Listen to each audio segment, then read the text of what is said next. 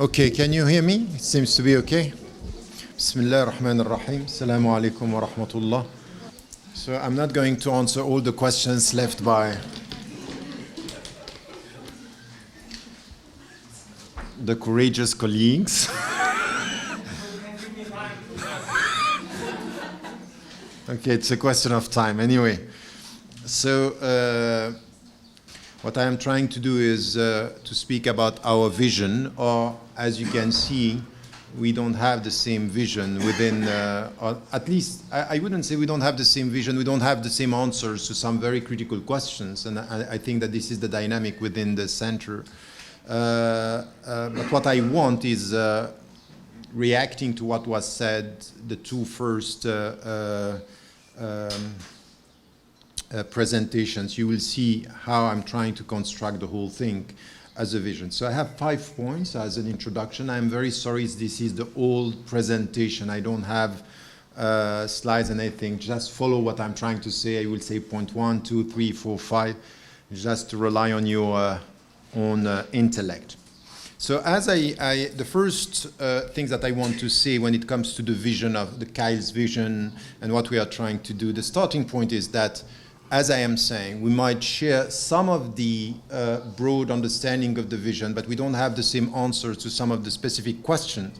What is important in all what we are doing, and this is why we are organizing the summer school, is to create a movement of critical thought, a kind of a school, where at least we agree on some of the essential things that are important as Muslims from within the tradition. I'm not expecting us to come with the same answers, but there are some essential principles. If we don't agree on this, it's going to be very difficult. Very difficult. Because of what you will see and the way I'm going to explain where are the challenges when we are dealing with the Western tradition and the contemporary discussion that we have within the Western tradition, but also within the Islamic tradition. So this movement or this school of thought based on agreed principles with a wide space to critical questions and at the same time clear framework. This is what I would expect us to have, which is the first point. And even with the terminology, if, having studied the Western philosophy, for me, moral philosophy, it's a Western concept. It's problematic per se, even, to discuss a moral philosophy per se, if you are not connected to a conception of human being, a conception of God, a conception of life. That's a discussion which is very important. How do you connect this? How, in fact, the Greek tradition from the very beginning, it's about fragmentation within. So the Greek logic, it's about fragmentation. You have to tackle this if you want to come with something which is specifically Islamic. Are we within or not? So I don't want to come to this understanding. I just want you to understand here that we may disagree on this, but the framework could be the same still. Okay, that's what I wanted you to get from what could be very Western, and I have a problem with Taha Abdul Rahman in many of the views that were even discussed here, but I think that this is part of the process of having or creating or discussing a theory coming from within, which is what I think we have to work with. And as you said, all of us here, scholars, practitioners from wherever we have, you have to be involved. We have to be involved in producing this theory. Because of what I will try to explain is the practical side of the ethical thinking. The practical side. Ethics is not about theory. It's not about philosophy. It's about, or at least if it's about philosophy, it's practical philosophy. As you know, the traditional separation that we have in Western philosophy about theoretical philosophy, practical philosophy. One is about, the concept, and the other is about the behaviors. So we have both in Islam. Islam, it's by definition both. And in fact, it's because there is the second that you should have the first, which is exactly the opposite of the Western philosophy. The Western philosophy, at the end, what we have now is let us think about thinking, even though it has no impact on behaving. In Islam, it's not possible. It's because you behave that you think. If you get me right. on the moral dimension of Islam, that you have to think in the light of what you behave and the way you act. So this is one. The second thing is, the second point is the relationship between the three dimensions that we have in our discussion, al-ahkam, al-akhlaq, wal-maqasid. Ahkam, the rules, al-akhlaq, the rules. And once again, when I'm talking about fiqh, and this is a difference that we have in our translation, and I keep on repeating this, we may disagree, fiqh for me, it's not jurisprudence. I think it's a wrong English translation, is law and jurisprudence. It's two. And this is why, for me, it's very important here, because what we got from Orientalists, but also from Muslim scholars speaking in English, is, in fact, coming to say fiqh is jurisprudence because Sharia is law. And I think it's wrong. So you understand my point here. It's Sharia, it's bigger, and fiqh is law and jurisprudence within the global comprehensive understanding of Sharia it's all about. Which, by the way, Sharia it's as much as spiritual, social, political, economic, everything, it's part of the way towards this faithfulness that we are talking about. So when we talk about ahkam, rules, and akhlaq, ethics, and once again, we talked about this last year about definitions. I think that maybe you talked about this yesterday, and maqasid.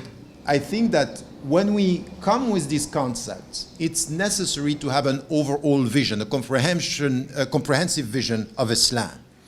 So this is exactly what I'm trying to do now. I think we can't talk about maqasid in relationship to akhlaq and in relationship to ahkam if we don't have the comprehensive understanding. And this is where I would say I don't want to challenge the West to the means, I want to challenge the West to the overall vision. Because the means are very tricky. You can think that you're outside the Western tradition by using the means, but in fact you do exactly the same, with the same means not getting the vision. So I will explain that right now. So, and this is why the overall vision that I'm talking about here, it's an inductive process. How do you come from the means to the overall vision, and how do you have something which is the balanced approach? Which is for me part of the very understanding of in Surah Al-Rahman, وَأَقِيمُوا الْوَزْنَ بِالْقِسْطِ. So you have to set the balance with equity, and the balance, the wazn is everything in Islam. And it's the more demanding process is to be balanced.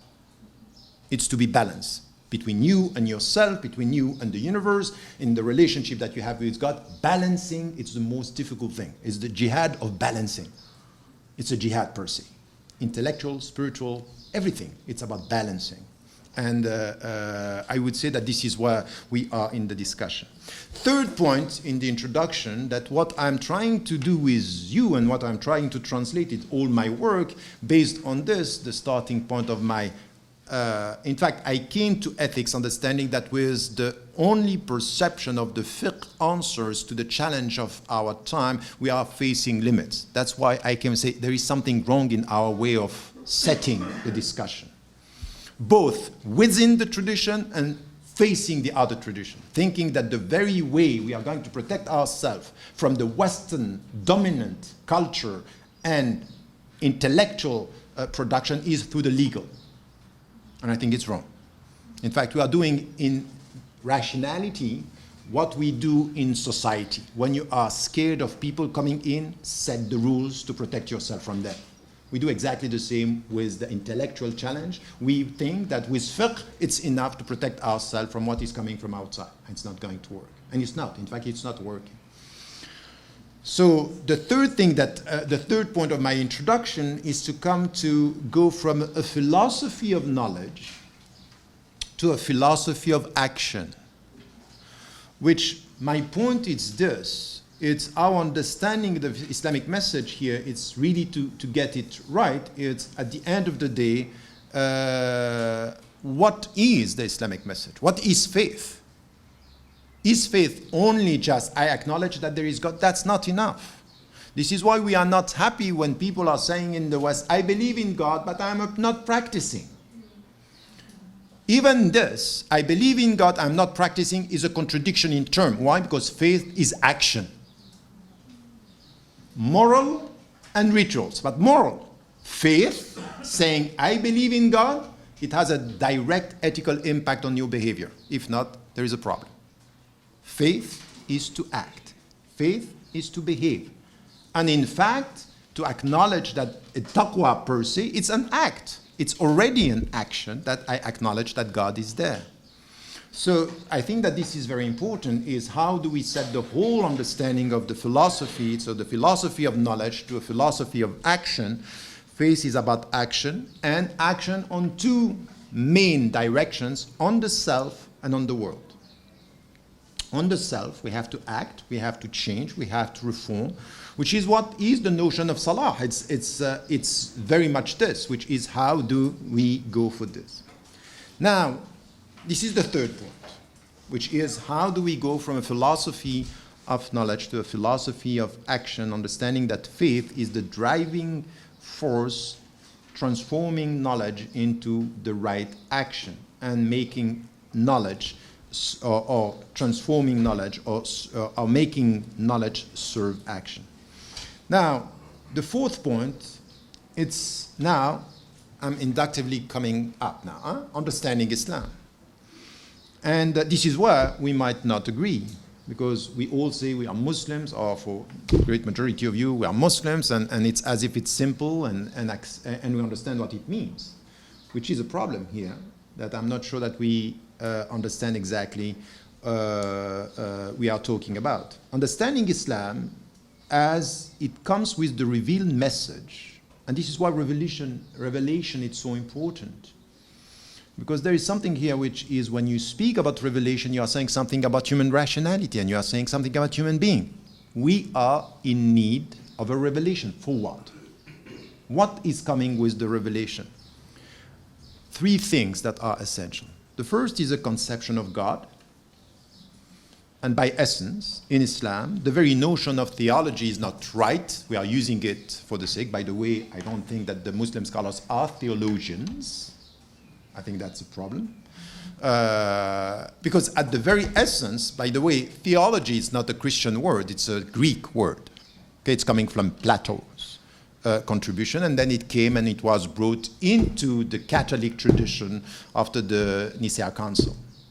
So it was taken as something which is a religious term, but it was a philosophical concept at the beginning. It's how do you talk about God? What do you say about God? Which type of speech you have about God?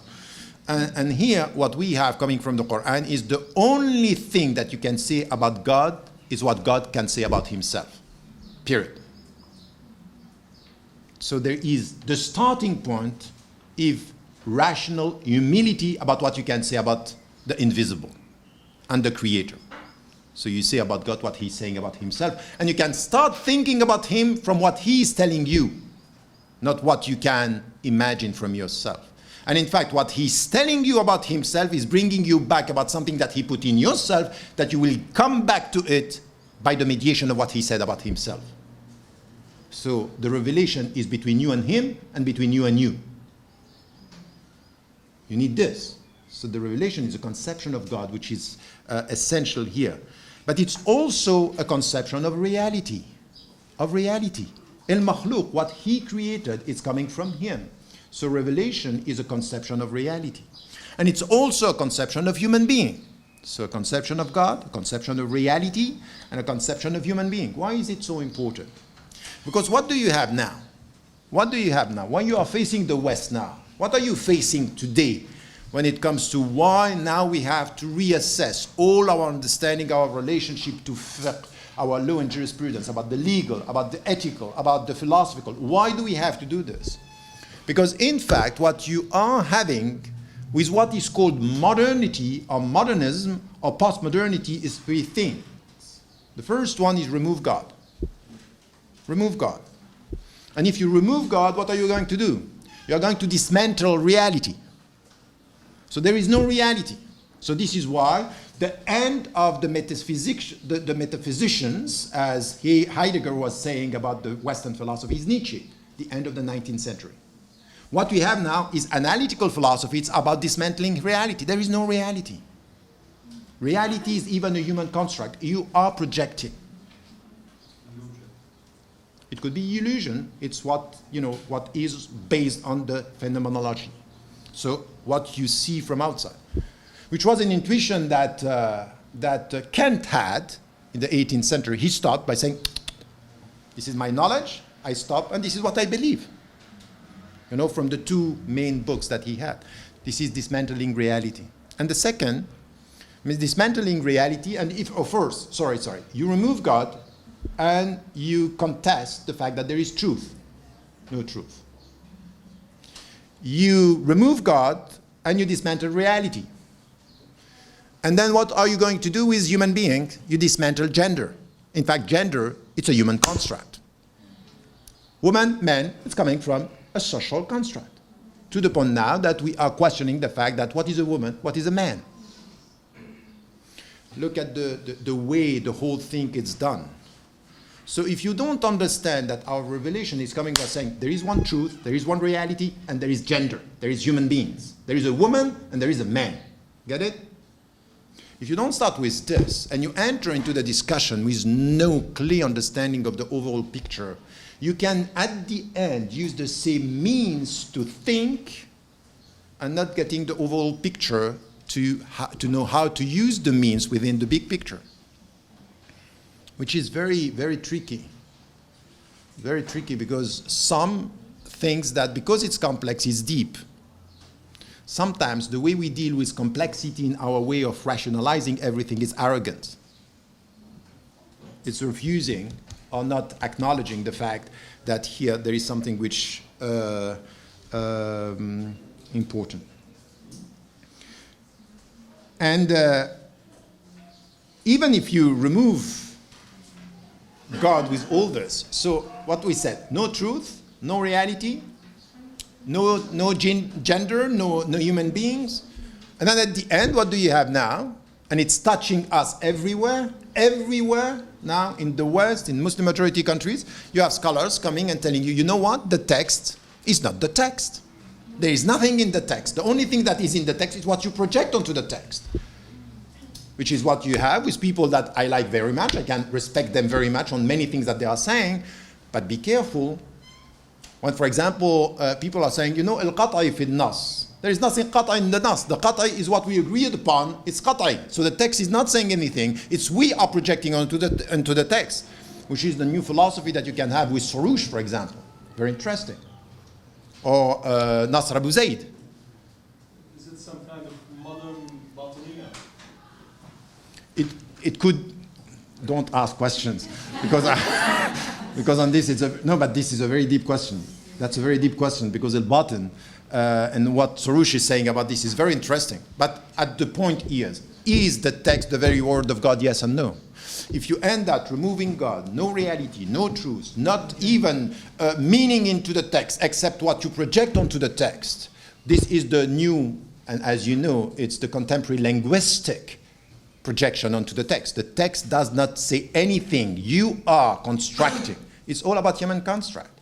It's all about, and the central faculty here is what? It's rationality. So mind you, the way you use rationality should be within the big picture. You need to get this.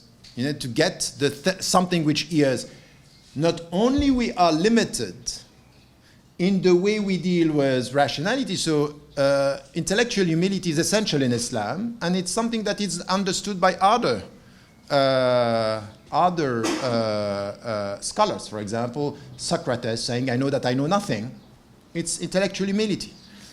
But there is something which is deeper than this in the Islamic tradition that I will come to now, which is not only the limitation as to your knowledge, is the limitation as to the purpose, and something which is deep that can only come out of the revelation. So I will explain this. No questions, I'm sorry. So it's a question. Can you just explain? No question. Dismantling reality is deconstructing reality by saying, there is no real reality. Is nothing. You can deconstruct everything when it comes to the complexification of reality. There is no reality per se, which is what, for example, it is said about the social. Everything is based on social construct. Nothing is there per se. It's us dealing with the reality and constructing reality. So that is deeper than that. Even in analytic philosophy, it's going very far. So I'm sorry, if you start asking the question, I will end my talk with my introduction, because I'm the fourth point of my introduction. So I suggest keep your questions, and then, because it's already complex for me to follow my points. Okay. So it comes to the last point. Are you following what I'm saying? Is it okay? Yes.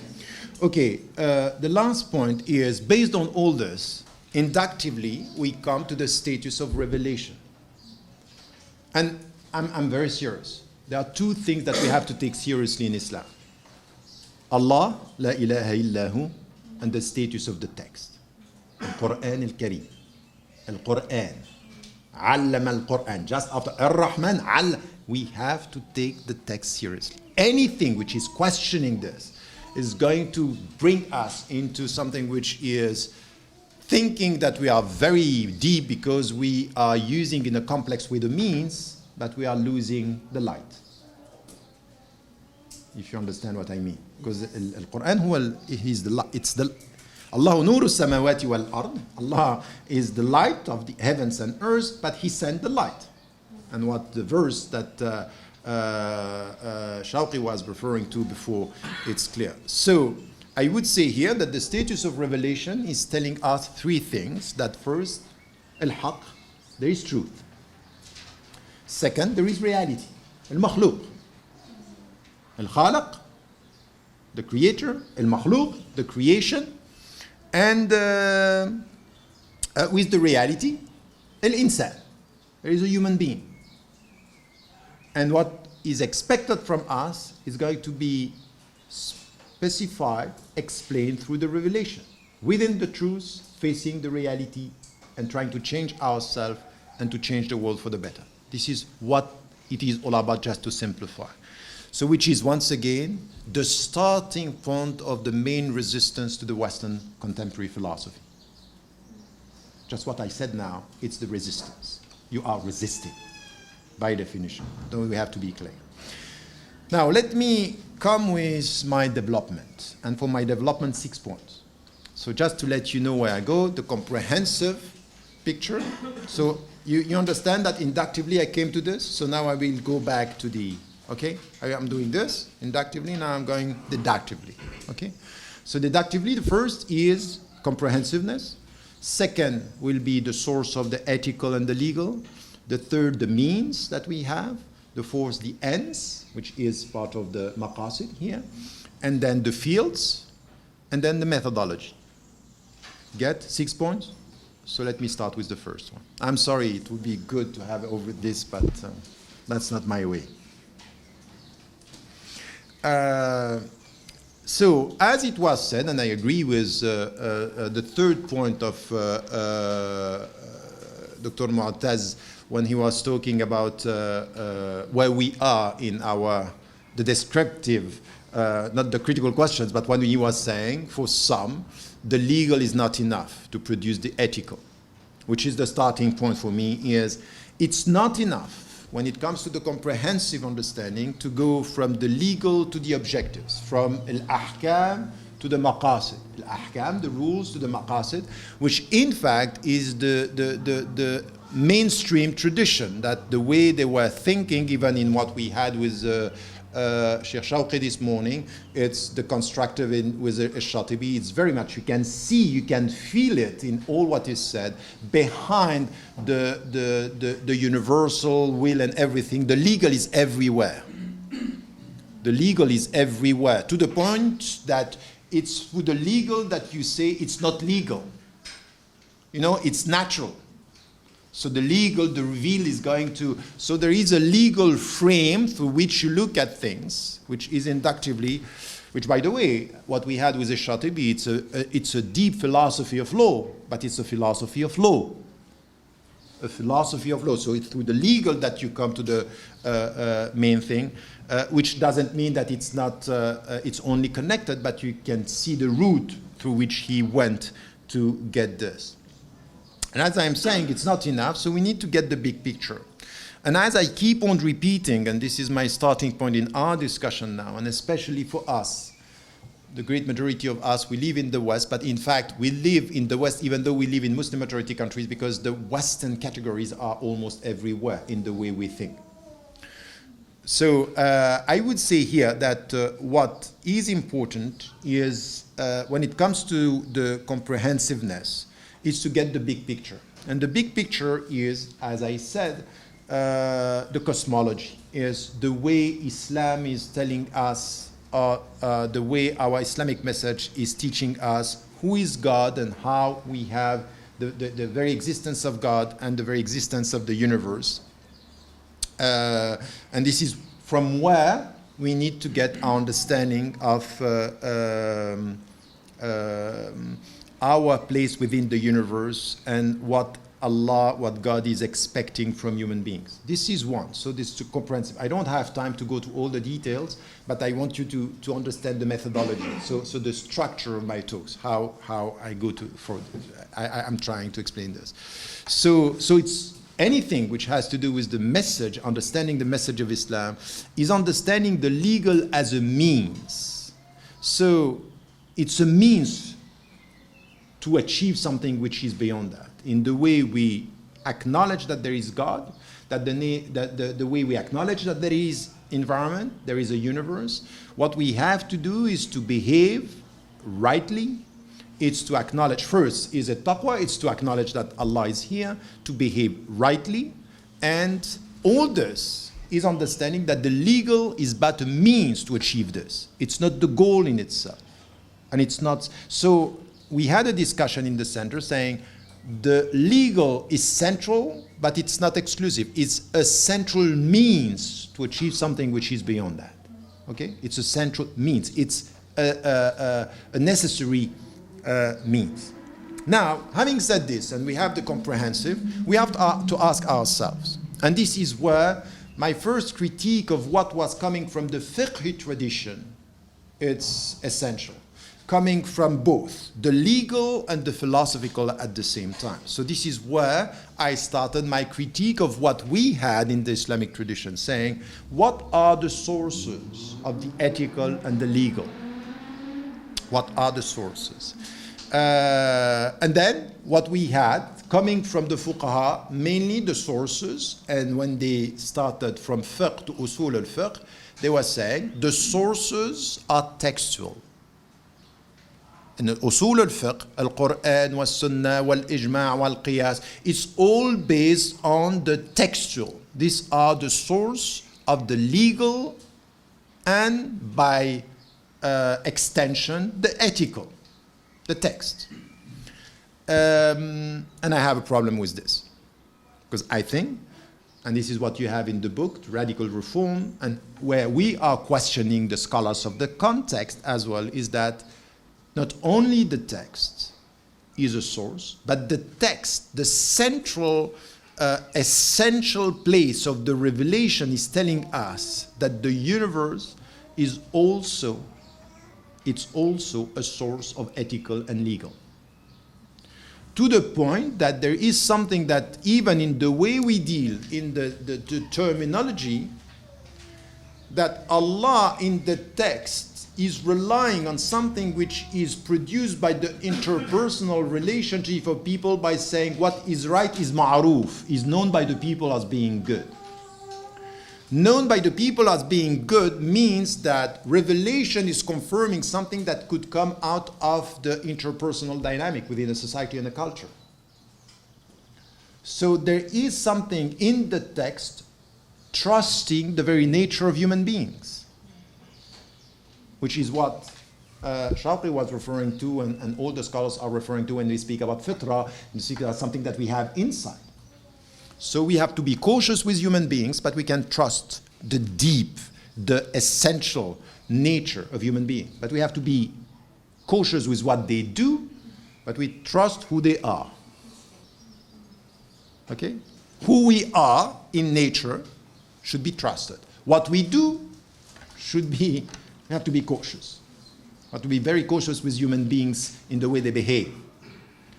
But we need to get so it's something which is very deep, which is a very deep, I would say in Western terms, optimistic, trust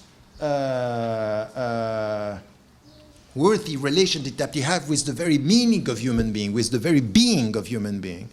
And when they start behaving, we are very cautious with what they do with themselves. In fact, I love God in who you are. I'm cautious with human beings in what you do. My love to God in what you are and who you are, my caution with human beings in what you do, or you can do, or you might be able to do, which is exactly where the spiritual message of Islam is trust who I am in the name of God, be cautious with what I do in the name of our humanity. And this is where this trust is. So it's very far from anything which has to do with the original sin in Islam. Very far from this mindset. But it's very demanding, as you can understand. Having said that, the source of the ethical and the legal is the revealed book, of course, but also the created universe. And I would say that in the universe, at the legal, the natural law, the cultural dynamics that you have within society, وَجَعَلْنَاكُمْ شُعُوبًا وَقَبَائِلَ, so you are nations and you are people. This should be trusted. Don't distrust what is produced by the human experience. And you should not insult and mock other people. لَا يَسْخَرْ قَوْمٌ مِّن قَوْمٍ. So be careful with what you say about other people, because there is a dynamic within the society which is, if you look at it from within, there is something which is social natural wisdom that you have to take. This is why al-mubah as being essential. Wherever you go, don't mistrust the people that you are encountering first. Take the good from where they are, and then you can challenge what they behave. So there is a natural way of dealing with humanity which is very positive. There is a natural deep humanism in Islam, in what I'm saying here. Human is based on the very nature of human beings, not in what they can do afterwards. So trust who they are in a collective sense and be cautious with what they are doing and the way they are evolving. So you have to check, you have to monitor it always, which is what you are doing for yourself. And muraqabah is what we have to do in society. Always, always, always. So trust and check. Trust and check in the name of trust. So that's essential here in the way we have to deal with the Islamic frame. So this is where the revealed book and the created universe, based on what? Based on what? These two sources, also on something which is in between the created, the revealed text and the created universe, is our human nature. That's an essential part. So the human nature, which is what God put in us, al-fitra, this original aspiration towards the transcendent, this is where, from the revealed book and the created universe, they will have the mizan. So we are the mizan between the two. We are. علم القرآن خلق الإنسان. It's الرحمن علم القرآن خلق الإنسان علمه البيان. So the خلق الإنسان and الرحمن علم القرآن. The Quran is the text. خلق, and then the way the human being is going to interact with extracting the meaning and being able to behave. So there is here something which is essentially in our understanding. So this is, these are the sources. 3, the means. Are you following what I'm saying now? Yes. Sure? Sorry?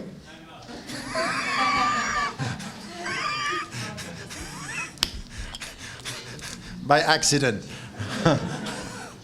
I'm not surprised.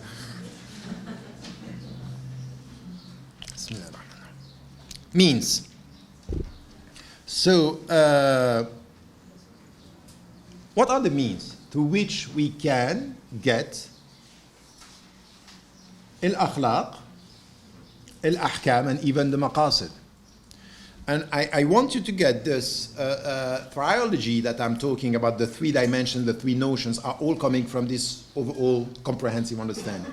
Okay? So I want you to get this, and then we come, the sources, and now the means. And the means are 2, mainly, and that's very important.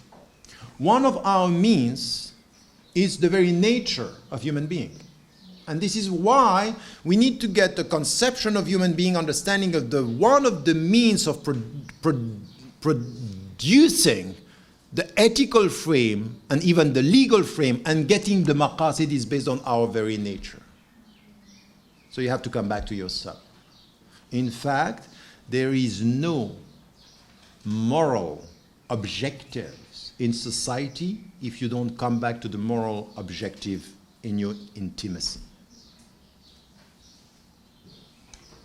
Can you imagine that what I'm saying here is the most important resistance to anything which has with the consumerist society and anything that you have? That's exactly the point. If you only set the external objective, and you again don't get that, in fact, one of the means is your heart, one of the means is yourself, you don't get that. So you're not going to change the world if you don't change yourself. Forget about that. And you might be in the tricky reality of shirk if at one point you think that you can change the world if you don't change yourself, because you are missing the means. In fact, the very means of changing the goals is change yourself. So the human nature here is important. So this is why I agree with Taha Abdul Rahman on this, that, and even with before him was Ibn Taymiyyah, when they were saying the spiritual goals and objectives are the essential one. Anything else is not going to work. And in fact, this is the only thing that we have to respond first as our resistance to the Western paradigm that we have now. But let me carry on. Nature, our nature, and rationality, and our rationality. Why do I have a problem with only setting moral philosophy? In Western terms, the moral philosophy is produced by irrationality. And in fact, it's a rational construction. In what we have, so the ethical, the good and the bad, is active rationality. In Islam, the revelation is talking about ourselves and talking about our rationality. By telling us what, in fact, the ethical, it's not part of our rational construct, it's coming back to ourself. There is in ourself the source of the ethical. So it's not rational. You don't get the rational only when you are rationally convinced. It's also the state of your heart. إِلَّا مَنْ أَتَى اللَّهَ بِقَلْبٍ سَلِيمٍ. Salim, from the very sound heart of the beginning, this is why you will get that peace. So your heart is answering sometimes before your mind, which is impossible in the Greek tradition. You don't have that in the Greek tradition. In the Greek tradition, the heart is not giving you the measurement of what is good and bad. It's your rationality. So in fact, this is why you have a French philosopher saying, your reason, your heart has its reasons, your reason will know. No, that's wrong. That's my point. Your heart has its reasons, your reason won't know. Okay? The reasons of your heart. So you can tell me, I love you, it's not rational. It might not be rational. Okay? So it's the reasons of your heart. In Islam, in our conception of human being here, is completely different. In fact, there is something which is internal, intimate, innate, coming from our fitra, saying, your reason, your heart has its reasons, your reason will acknowledge, will recognize, because it's part of your being, your constitution. So this is once again something which is essential in our conception of human being here, because ethics is a constituent of our human nature, and rationality should rediscover, not construct. Get me right here. If you understand this, what I'm saying here is the principle of reality. It's there. It's a reality. You have to rediscover. In the Western postmodern tradition, all this is deconstruct. You don't even have that. So your first resistance, it's upstream, it's not downstream. You understand? It's in your philosophical take, or your religious, your Islamic take on human being and the human nature. And then what is important is that our limitations are not only rational limitations about knowledge. It's not only, I know that I know nothing. That's fine. We know that you know nothing and not so much. In the Islamic tradition, the limitation of knowledge is also ethical. أَتَجْعَلُ فِيهَا مَنْ يُفْسِدُ فِيهَا وَيَسْفِقُ الدِّمَاءَ. Are you going to put on earth somebody who is going to corrupt and to spread what? The bad? The bad, it's not about knowledge, it's about the bad. إِنِّي أَعْلَمُ مَا لَا تَعْلَمُونَ. My knowledge, my moral knowledge is more than what you know. It's not about the knowledge of knowledge. Science, it's ethical knowledge, it's moral. I know what you don't know in moral terms. Not only about the limits of my rationality. It's not the rational here that is questioned. Is you don't know why I put the bad and why I put the good. You are morally limited in what I. So the angels questioning are not questioning about the limits of pure knowledge or scientific knowledge. It's the moral knowledge here. And God knows about what He wants much more than what we know and what the angels know. So that's essential once again. You can see here that there is something which is deeper than what we are talking about. So, where is our dignity? It's not only in the intellectual humility not knowing the truth, it's our intellectual humility not always understand the bad and the good. Not always understand the evil. The evil per se is something which is, so there is something which is our limitation to get the moral dimension. Fourth, and do I have, how much? Oh, okay, quickly. I'll try to. How much time do we have between the two sessions? We start at what time, the next one? We'll have a break and then we'll have another session until 2 o'clock. Ah, okay, so that's fine. Can I have still 5 minutes? It's okay? Yeah, you can. Okay. So, ends, the goals, the objectives.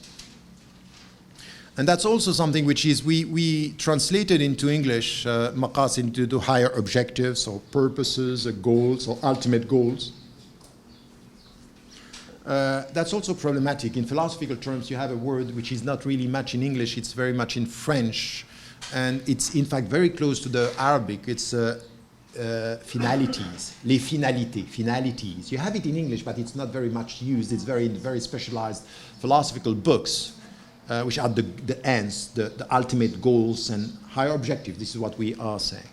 So we understand here that you can't come with this vision by saying, you know what, we'll get the goals or the higher objective through the legal, because you get that the legal, it's based on the means that you are trying to.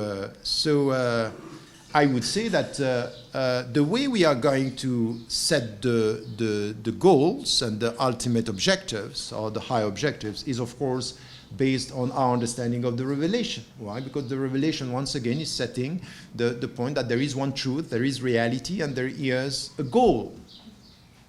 It's not based on, there is a meaning so in the creation, there is a semantic, there is a grammar, and there is a goal. There is a meaning of, so the role of the revelation is to set the goals based once again on what I said, our very nature and our rationality. And this is where I would say that by nature, al-maqasid are ethical. So I am not following this tradition saying from fiqh to usul al-fiqh to maqasid, and to think the maqasid in the light of usul al-fiqh. I'm questioning usul al-fiqh by saying, in fact, the problem that I have with usul al-fiqh is to tell us that the sources are only textual. I'm saying no. And by saying it's not only textual, it's also the universe, I'm saying that the ethical here, it's based on the two revelations, the universe and the text. And by, as I told you, in between the human nature, okay, in between the human nature, and saying here that what in fact it's qat'i, not disputable, before the legal is the maqasid. So the ultimate goals are qat'i. So this is something that you can't avoid trying to achieve. I said you can't avoid trying to achieve. Not to achieve, but trying to achieve. It's an ongoing process. Now, al-qat'i, when it comes to the rules, of course it's qat'i. And this is why I'm very serious. I'm very, very demanding with anything which is a legal reference qat'iyya. I don't like all this business of using the maqasid to avoid the legal. الحلال حلال والحرام حرام والواجب واجب.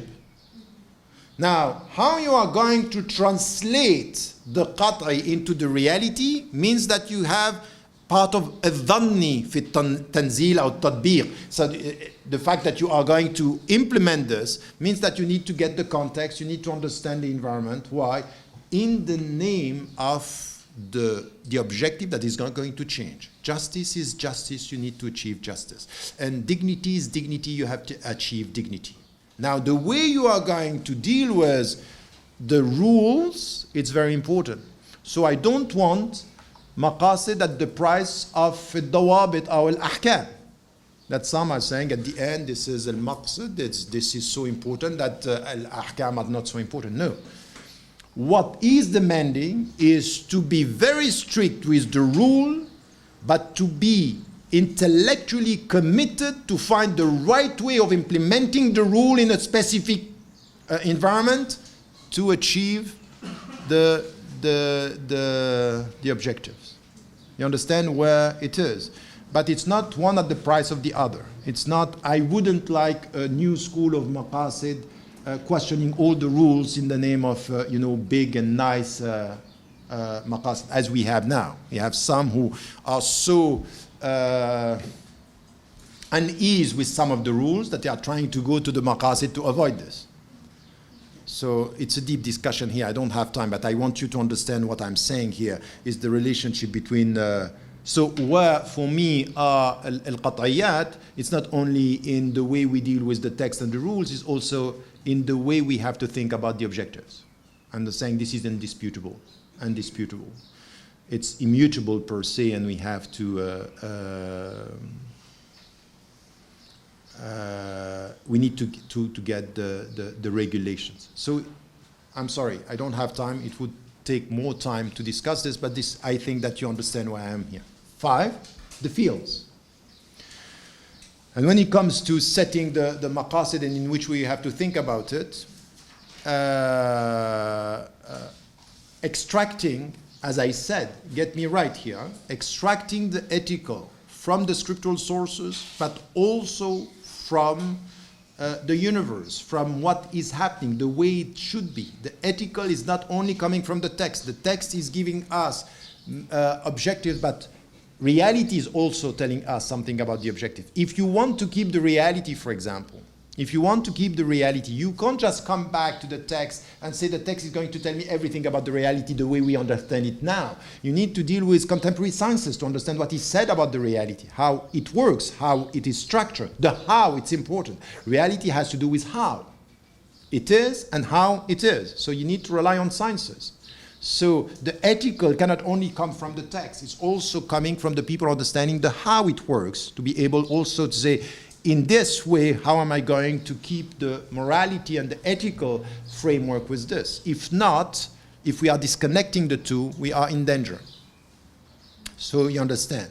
And in between, human being, it's also very important because the very nature of human being, as I said, is the dialectical forces between the two. What are the fields?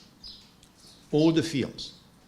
So ethics has to do with all the fields. And the starting point, and it's necessary the starting, you can't come and start without this one and go to the second.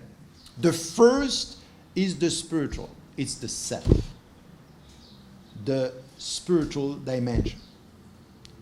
So this is why when the mystics are Ahl Tasawwuf, or anyone, even in the legal tradition, and by the way, they were all very spiritual in the way they were even dealing with the scriptural sources. In fact, there is no way to promote the ethical if we don't start with the personal, the intimate, and the spiritual. For me, it's the starting point. And in fact, the subtitle of the book, Radical Reform, Ethics and Liberation, the first is a spiritual liberation, by definition. That's the only way. That's the only way. And the only resistance I have towards the West. You can tell me whatever you want about science, but if you don't start with this one, you will be lost in the second. Because this is the heart of the question. Because with this you have التوحيد, التقوى, everything. Everything is there. So the second, of course, from the spiritual, the social, and the social comes from the first small cell, which is the social dynamics that you have from the family to the society to the international community. The social is important. The cultural, essential as well. Why? Because what you have, no culture without ethics. Give me one culture. Take whatever culture you want. Give me one culture where there is no ethical teachings with it. Impossible. So you have to deal with this. And you have to take this into account because cultures are different. And the ethical, feeling good in one culture doesn't mean feeling good in another. And feeling good it's an ethical thing. We have to bring feeling good into ethics. I feel good, alhamdulillah. It's ethical. So which is completely missing in the Muslim production now by saying, is arts halal and haram? You don't even think about what about feeling good? What about الطمأنينة? What about feeling at peace? What about this space where is mubah? But tell me, the mubah, where is it in arts? Where is it in culture? Where is it even in the way the psychologists are telling you, if you talk to somebody, talk in your language. Why? Because this is why you feel good. Okay, now, how am I going to talk to God if you are telling me it's only in Arabic? So I'm going to translate this in cultural thing. How am I going to do this? In the West, this is a big question. Is we are making some people feeling bad only because of the language. Only because of the language. The language is a problem. So you have to translate everything. Make my religion accessible in my language. Because I have to feel good. Of course, Arabic is Arabic. Al-Quran bil-Arabi. That's fine, but feeling good. Is it not an ethical category? It is.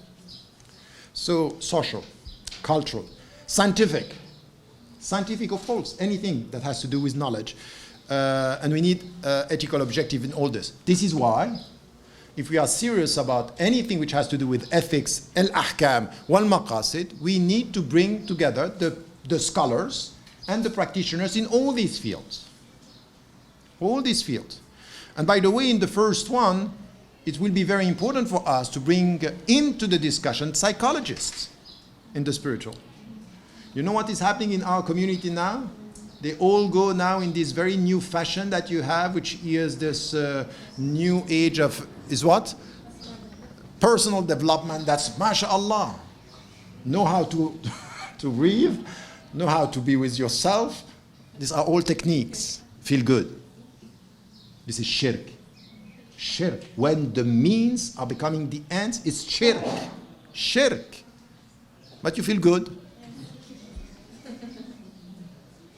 I'm serious. That's very important. These are very, personal development. If you don't, you can take the means as long as you are serious about the goals and the whole picture. All what I said, the comprehensive things and the objective. So this is why we need the scholars to come together. What we are discovering in our center today, it's very difficult. It's not as simple as I thought it would be. They don't speak the same language. They're not coming from the same environment. And in fact, in many ways, I'm sorry to say that many of the scholars of the text, they don't even get the question of the whole thing.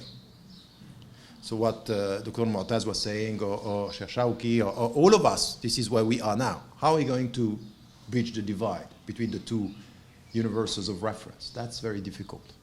I think that we might have to deal with other type of scholars than the traditional scholars, or at least to find a connection. In fact, you know what we need? We need a language, an understanding in a language. How do we translate what I'm trying to say now into a language? The methodology, the last point, which is to question the law as much as, in ethical terms, what I would like is for us to question the way we implement the law as well as, or as much as we question the sciences in the way we understand sciences.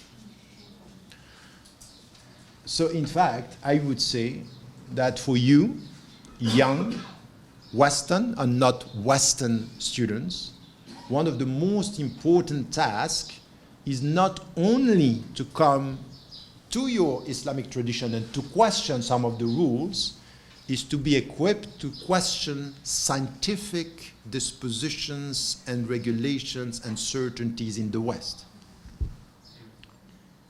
And not to think that you are as smart as the West because you use the same means and you are as complex as the West, which is in fact exactly what, this being happy with complexity is to be lost or to be arrogant, or both at the same time.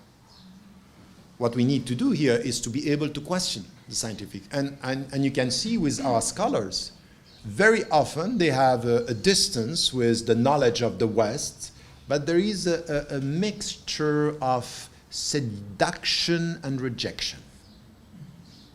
Rejection because it's the West without God, and seduction because it's sharp and complex and they know. And you don't know where we are in the discussion here. So in this, which is the very old complex of the colonized people. Okay? It's not because you reject colonization that you are not colonized in a way, if you understand what I mean. Okay, the methodology here is to get in every field the big picture and to have this dialectical thing. So my conclusion with this is, behind all what I said now, you can see that there is a big discussion about the Greek philosophy and logic and the rational. In fact, the way we are dealing with rationality is important in all what I said from the very beginning. The second thing which is important is, at the end, I don't want you, at the end of this talk, to get a sense of, oh, it's very complex, and in fact, it is complex, but it's complex to the point that we are going to be passive in the way we have. All what we are trying to do here is really about useful knowledge and active knowledge. It's knowledge for action. Based once again, and this is our understanding, we may disagree or not, agree or not on our understanding of what Islam is all about. When I'm saying faith is about acting, it's about behaving, it's about action, it's about reform, it's about changing, transforming, it's all about this. And then what I think, and this is where we need to have a discussion with some of the scholars, is for me today, with this comprehensive approach, the ethical should produce rulings. And that's for me essential. And it could be that we are challenging some of the rulings that we have. I have a very deep concern about, this is halal and haram, and the ethical is secondary. Because in fact, when you are having the legal, it's the rulings is the legal. In the name, what we are witnessing now, and I kept on repeating, in fact, to tell you the truth, everything started in my new thinking based on this. Seeing scholars, fuqaha, dealing with halal and haram, and being able to deal with everything in the world through the legal by saying, haja, darura, maslaha. So at the end, everything there, it's integrated, and yes, they are saying, we are moving. Fatwa, ijtihad, we are producing great things, but at the end it has no impact in changing the world. It's just about using notions in Islam to make the legal adapt and not questioning the ethical way of adapting, because the problem is the ethical way we are adapting to the world. Is it ethical what we are saying? Is it ethical to say the halal meat is when you slaughter, you don't even ask the industrialized way of killing animals and treating them, and the environment, and science, and the human body, and gender, and everything? All they do, halal, darura, let's go. So the legal is in fact now confirming the unethical. which is the other way around. And I would want the ethical to question the legal. You get that? So this is the critical question here. And then, as I said, the ethical objectives in every... So this is why I was happy when I heard that's the job. Who should be involved in this ethical discussion in every field, in all your expertise? This is where you have to be, and you have to be involved. But once again, not to be smart by coming and questioning all the Muslim tradition. I'm fed up with all these new bright Muslims having only this very good mind to question the Islamic tradition. But they don't question the West. They don't question science. They don't question even all this discussion that you have on feminism, on the structural things. They don't question it. Oh, this is it. And then we question the Islamic tradition. I think it's a distortion of intellectual courage when it comes to question both. And to question both, you need to know both. You need to be equipped to do both. And the last thing is, this is exactly where I think that what was said this morning is also about the universal contribution of Islam. I really think, I'm serious about this. When people are saying, you know what, among all the civilizations, it seems that what we have in Islam is the space where there is the last resistance. And I don't think it's the last resistance, but it's one of the main resistance to this dominant cultural order that we are facing. And this is where we need to understand that لِتَكُونُوا شُهَدَاءَ عَلَى النَّاسِ is a very serious matter. If it's the last revelation, it might be one of the last resort, but we have a great responsibility. What are you bringing to the world to help the people to come with this universal contribution to the ethical resistance to what is happening today? Can we do that? And I would say that this is where we are not, it's not going to be exclusive. This is why I really think that if we want to be serious on this, we have to listen to all the people in their specific tradition coming with a very deep ethical concern in the Christian tradition, the Jewish tradition, the Buddhist tradition, the atheist tradition. You have atheists that they are more ethical than Muslims. And some Muslim scholars are going to go very far in accepting some corruption in the bank system that some atheists would say never. The ethical is very important, and this is where we should bring something which is also our universal contribution, or the singular Islamic contribution to the universal concerns that we have as human beings. Wallahu a'lam wa a'la wa ahkam. Thank you.